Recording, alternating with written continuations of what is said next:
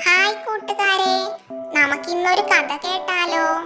കഥയുടെ പേരാണ് snow white and the seven dwarfs. സുന്ദരിയായ ഒരു രാജകുമാരി.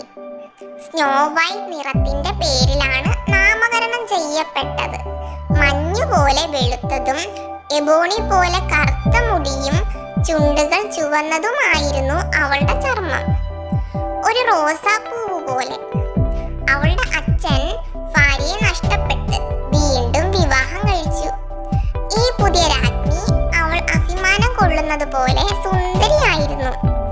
അവൾ എപ്പോഴും കണ്ണാടി നോക്കി ചോദിക്കും, കണ്ണാടി കണ്ണാടി, ചുമരിൽ ആരാണ് അവരിൽ ഏറ്റവും നല്ലവൻ?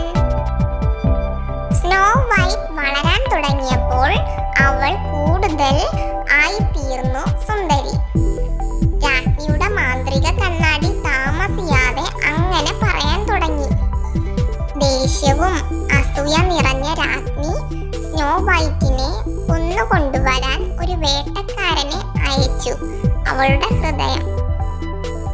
നിഷ്കളങ്കയായ സ്നോ വൈറ്റിനോട് സഹതാപം പ്രകടിപ്പിച്ച ഹൺസ്മാൻ അവളോട് പറഞ്ഞു, ഓടിപ്പോകുക, ഒരിക്കലും തിരിച്ചു വരല്ല.